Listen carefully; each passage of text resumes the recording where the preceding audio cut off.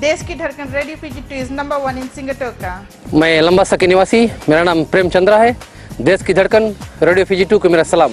मेहंदी में देश की धड़कन रेडियो PG2। रेडियो PG2 में देश की धड़कन मुझे बहुत अच्छा लगता है। Radio PG2 is number 1 in Singapore. Mehndi में मेरा धड़कन है रेडियो PG2। हम नन्नूपुर की रहता है और हम रेडियो PG2 हरदम सुनता है। हमें रेडियो PG2 सुनो बहुत अच्छा लगे, आप भी रेडियो PG2 सुनो। देश की धड़कन radio PG2।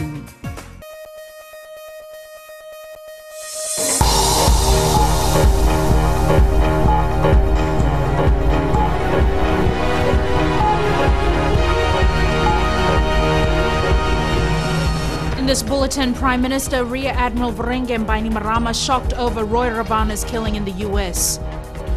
Fiji needs full-time disaster risk managers to help build the country's resilience against natural disasters. And Empire buses in Bar resumed services today.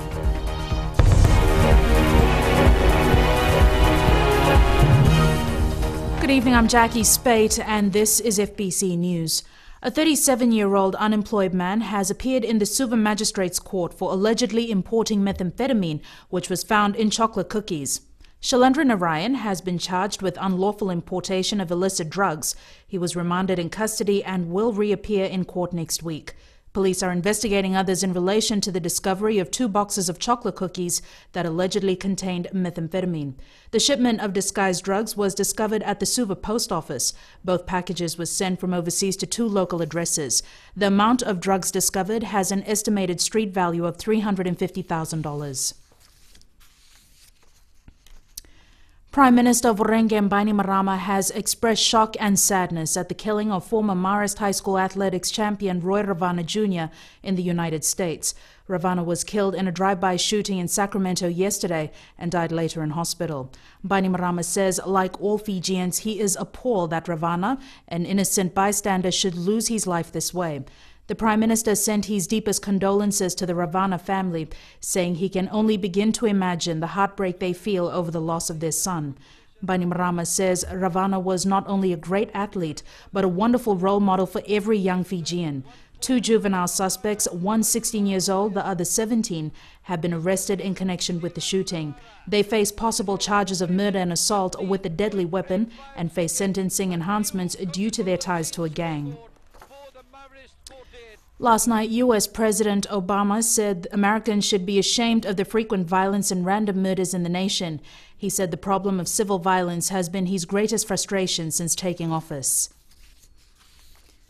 Empire Bus Service Limited of Bar has resumed operations after the return of its road service license, which was suspended last Tuesday. The Land Transport Authority thoroughly checked the entire fleet and has now given the company the green light to use its buses. Akusita Tale reports. The entire fleet of more than 30 buses was grounded last week, hitting services to the mainly rural areas of Bar. The company was given 3 months to rectify what the LTA claims were defects. The LTA has acted on the reports received about the condition of the buses, services provided, and other reasons, and gave the company time to fix and repair the buses. After a few days, they came back to us and we carried out proper check, and that has been cleared by our vehicle examiners, so they've been given a green light to go back on the road. Empire Buses Director Arjit Singh says they are happy with the result and will continue to provide services to residents in Bar who faced public service transport problems in the last week. Reports such as continuous breakdown or not attending to the services or trip, it indicates or gives us a strong message, and one of them is the need for us to quickly go and do checks. That is something that is applied across the board to all bus companies. The LTA will be closely monitoring all the bus companies and will, if necessary, take strict actions against those defaulting in any way. Akusita Tale, FBC News. There is strong recommendation for Fiji to have full-time disaster risk managers to help build the country's resilience against any form of natural disaster. Mika Longa finds out Fiji hasn't had real and qualified experts to oversee the country's day-to-day disaster management. A recent meeting of people who deal with disasters in their respective countries in the Pacific has seen the need for Fiji to have its own experts to plan the country's strategies to effectively deal with the threats of climate change. At the moment, our National Disaster Management Office, we don't have a career disaster manager who has the degree or has the diploma or has the competency. Fiji has over the years had to bear with the heavy financial costs of natural disasters, which have amounted to hundreds of millions of dollars. We learn through experiences. Even myself, when I was director NDMO, now the Commissioner Western, we learn through experiences. But the way how to deal with disaster, there's a systematic way to deal with that.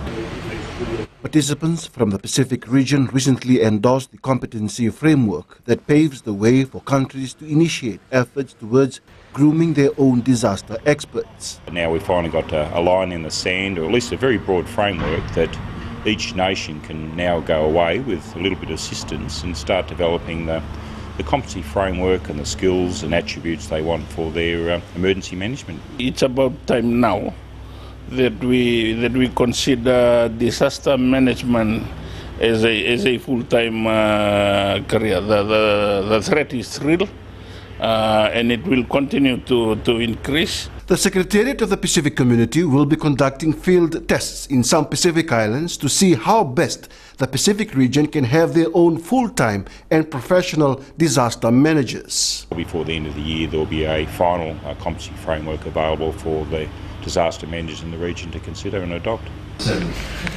Fiji, in the meantime, is putting together a national platform for disaster risk management in an effort to fully take advantage of the assistance and technical expertise provided by relevant regional and international agencies. Mikalonga, FBC News. A 13-year-old boy faces 2 charges, murder and aggravated robbery, in the death of former Fiji national Arun Kumar. Police last night also charged a 12-year-old with a single charge of aggravated robbery. 57-year-old Kumar was attacked in his railside dairy shop where he was working with his wife. His wife rushed to a nearby bakery to get help, but shortly after paramedics arrived, Kumar was pronounced dead. Both boys are now being held in a child, youth and family facility. Still to come on FBC News, award-winning New Zealand chef shooting TV series in Fiji.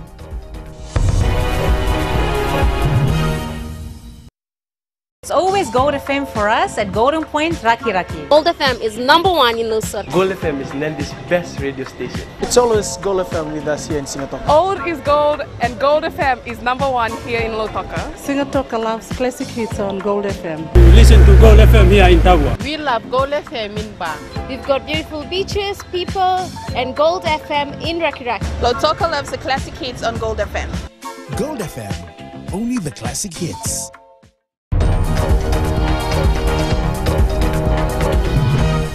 Welcome back. This is FBC News.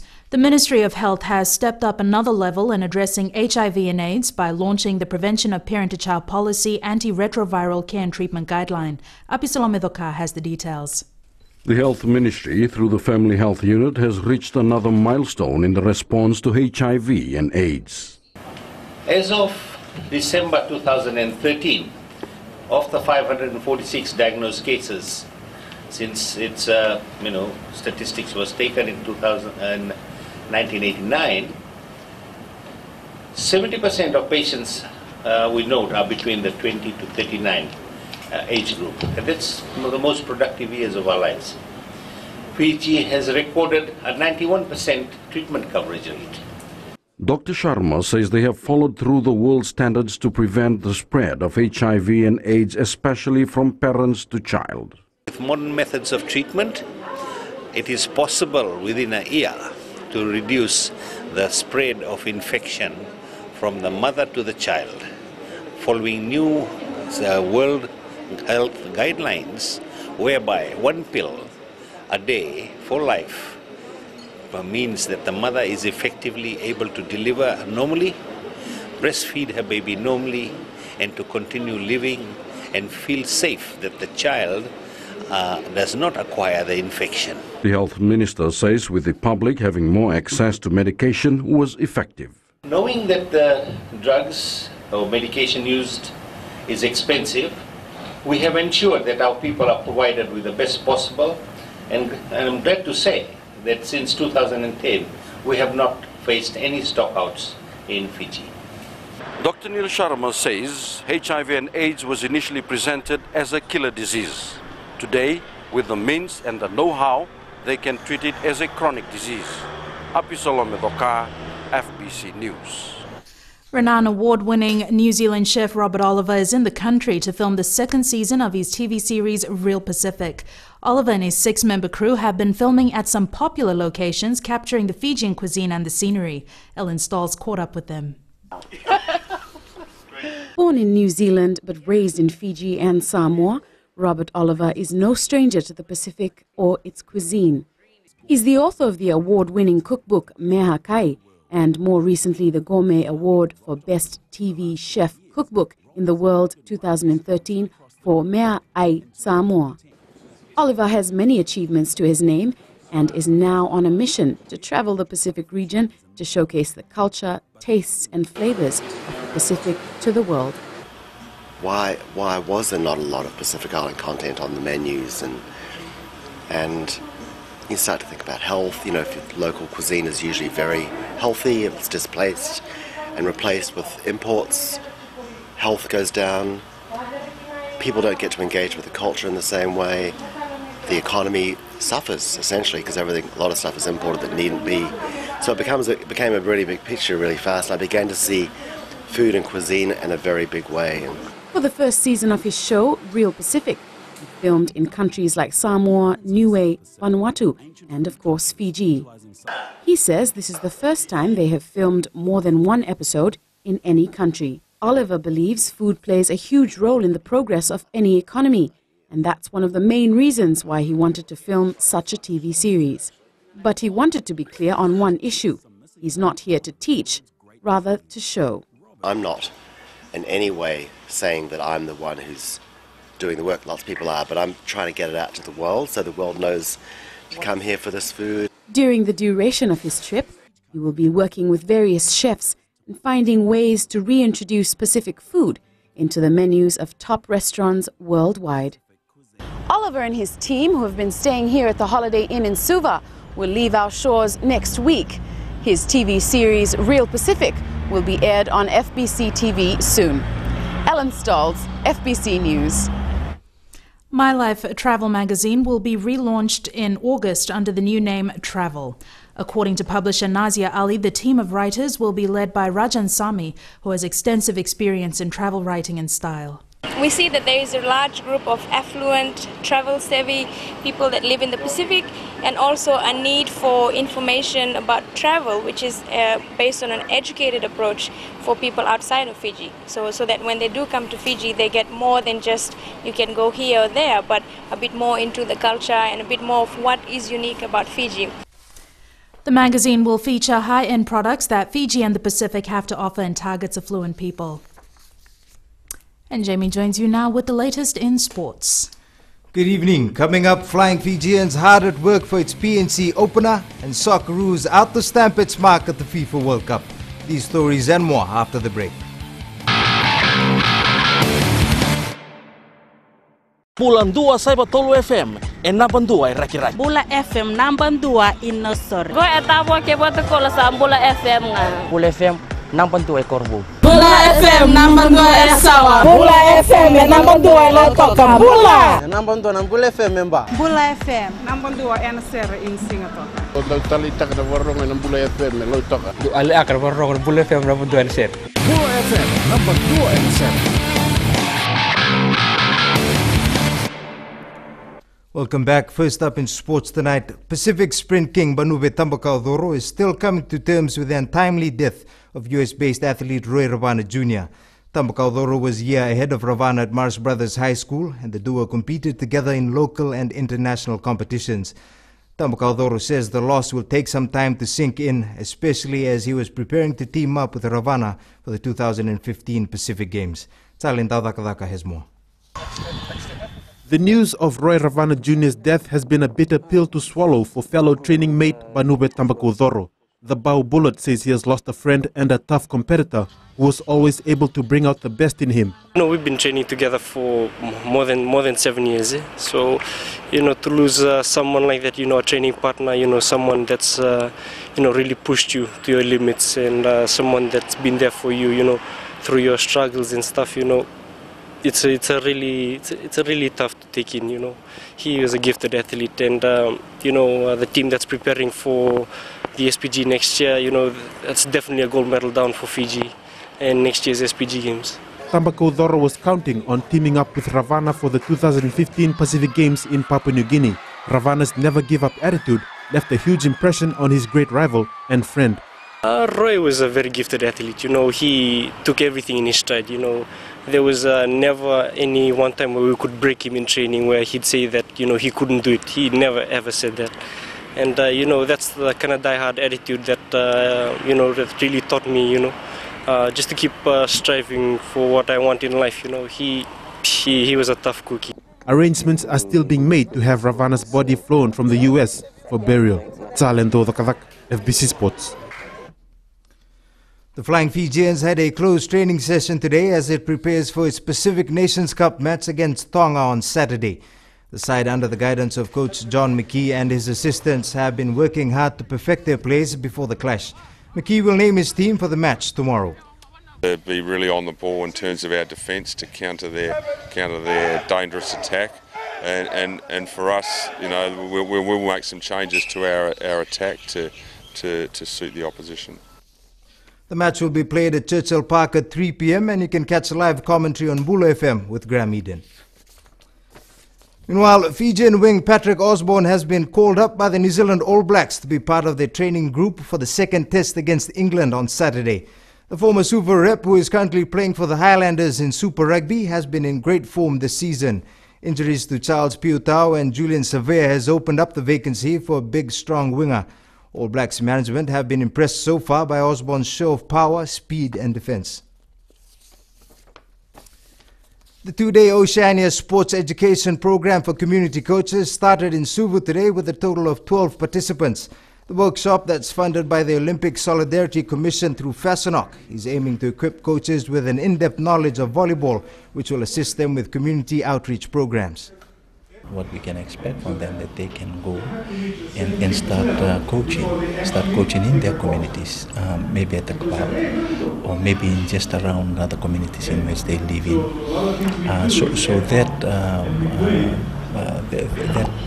that provides that training for them to go out and to start coaching in the community. The workshop ends tomorrow.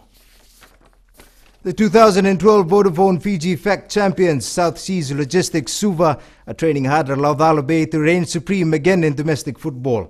Mentor Gurjit Singh has been fine-tuning his players ahead of the tournament, which kicks off next Friday at Ratutakambau Park in Alsori. Depth in the bench, which we did not have last year. That's the biggest problem I faced last year. So at present, I think we got some good players who will be on the bench and they can come as an impact players. And the first game against Latoka must be an exciting one. Yes, definitely. Latoka is, they know in the league they are not doing well, but I know they have been preparing well, and they have been playing some build-up games. They will be really strong. So first game for us against Latoka will be very, very important.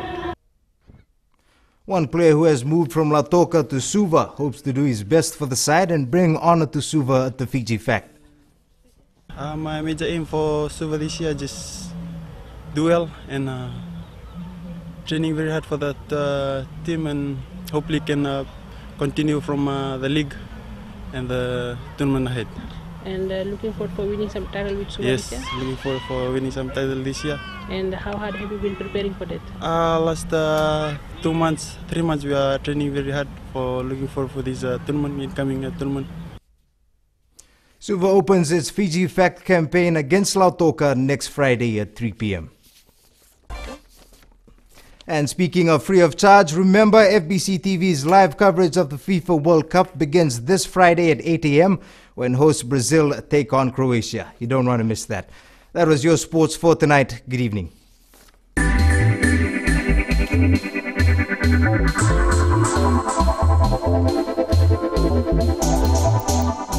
The governor of the Reserve Bank of Fiji, Barry Whiteside, has been reappointed for another 3 years. The renewal of his term was made on the advice of the Constitutional Officers Commission. Whiteside has served as governor of the country's central bank since 2011.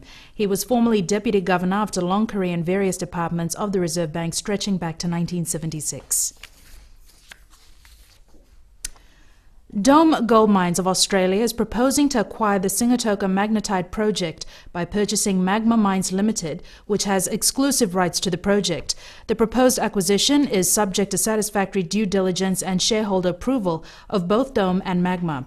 The Singatoka magnetite project is considered the largest and most promising undeveloped iron sand deposit in Fiji.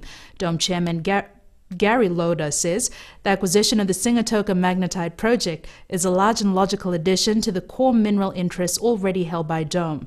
The company is presently conducting sonic drilling off iron sands offshore the Nasivi Delta in Tavua.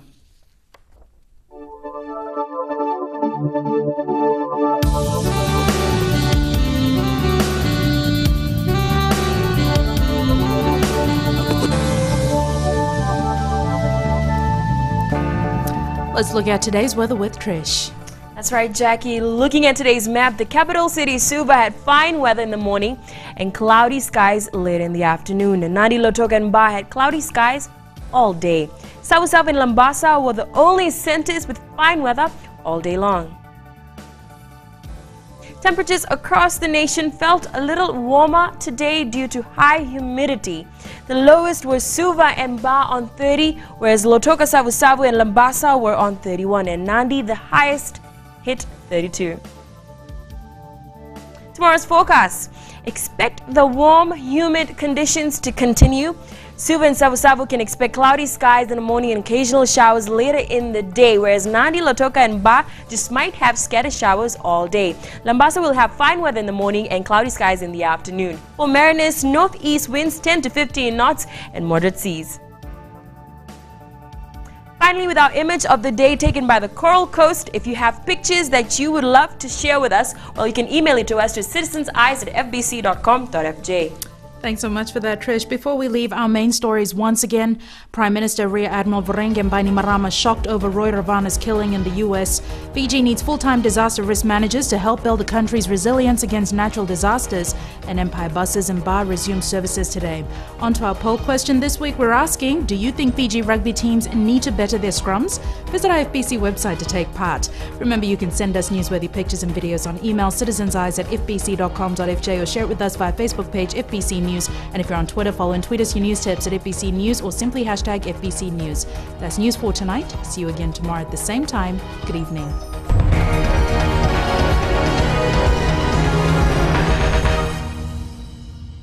Today FM is awesome in Ba. We love you, Today FM. Today FM rocks in the story and I love listening to Today FM. Today FM is #1 in Telev. Today FM rocks in Lotaka. Woohoo! Today FM is the most popular station in Asino. We love everything about Today FM here at Golden Point Reki. Everybody in Singatoka loves Today FM. Today FM rocks in Ba.